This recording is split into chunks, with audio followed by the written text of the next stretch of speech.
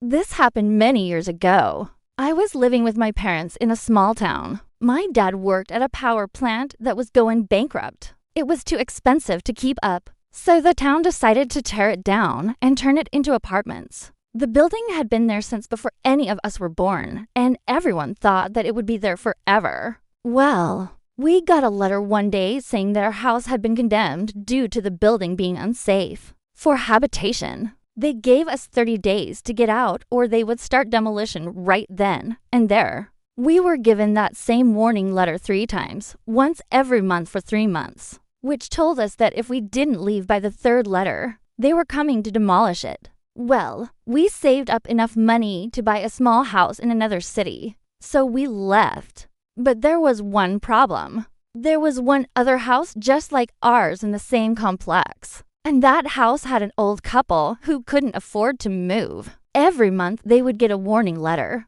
but they refused to leave their home. So when it came time for them to get the 3rd warning letter, they were already dead. The local demolition crew went over there to tear down the house. But before they did, they called the police to make sure no squatters or anything had moved in because it was illegal to trespass on private property. After the police made sure the coast was clear, they started to bring the place down. Well, a few hours into tearing down this house, they found the old man sitting in his rocking chair. He must have been squatting in the basement or something, and he somehow managed to survive without food and water for however long he was down there. They brought him out of his house, and he was put into a mental institution for observation. The lady was never found. Her body was decayed beyond recognition.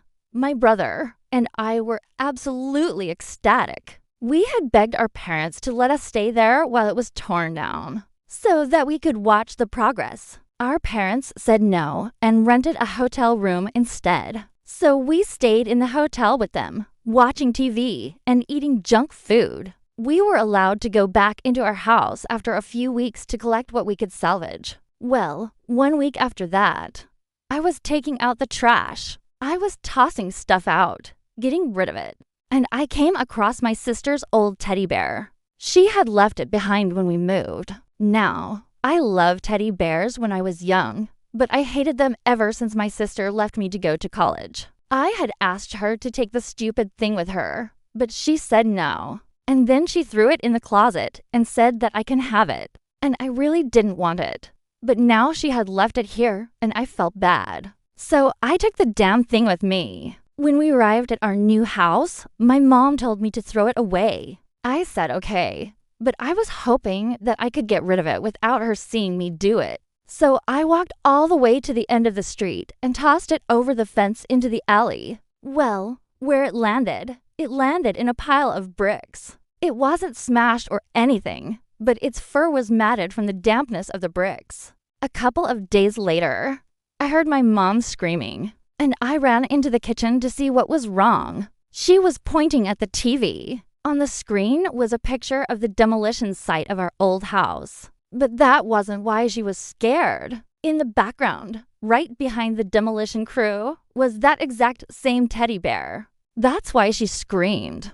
The news reporter even paused on it for a second and said, quote, "And if you look closely in the background, it looks like someone has placed a toy there." I laughed at that. There was no way that teddy bear walked all the way to the demolition site by itself. But now my mom is telling me to pray that nothing bad happens because it might have been cursed. I told her not to be ridiculous and went to my room. I lay down in bed and tried to sleep, but I kept thinking about that teddy bear. I got up and went downstairs and told my dad that I was gonna take a walk. I put on my shoes and headed out the front door. It was a very dark night and the moon was barely out. It was probably a good thing that I took a walk. It was helping me think. As I walked past the first house on our street, I saw a light on inside. I shrugged and continued walking. The street ended after about 5 houses, and then there was nothing but darkness and a huge hill.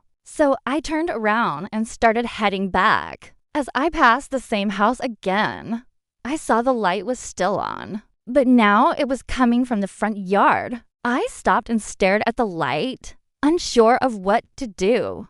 I really needed to go home, but something was calling me towards that light. As I slowly approached the house, I noticed that the front door was wide open, and I could hear screams coming from inside. I hesitated for a moment, but then I stepped through the doorway. As soon as I did, the light flickered and died, plunging the entryway into darkness. I panicked, flailing my arms as I tried to find the door. I don't know how long I was in there, but eventually I found the door and stumbled outside. I ran home as fast as I could. That was the scariest thing that I had ever experienced, and I didn't want to tell anyone. But as soon as I got inside, my mom grabbed me and started asking me a million questions. I told her I was just outside and she told me to come sit down. Then she called my dad and he came home early from work. Well, the next day, I told my dad what had happened. He looked at me and said, "You know, your mom and I have been meaning to tell you this,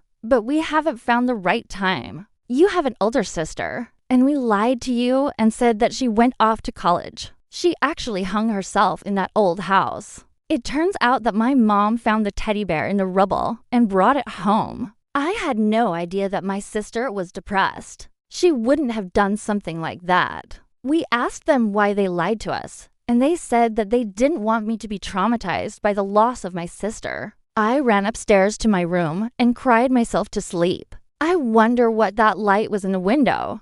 Was it her? I hope it was her. If it was, maybe she came to warn me.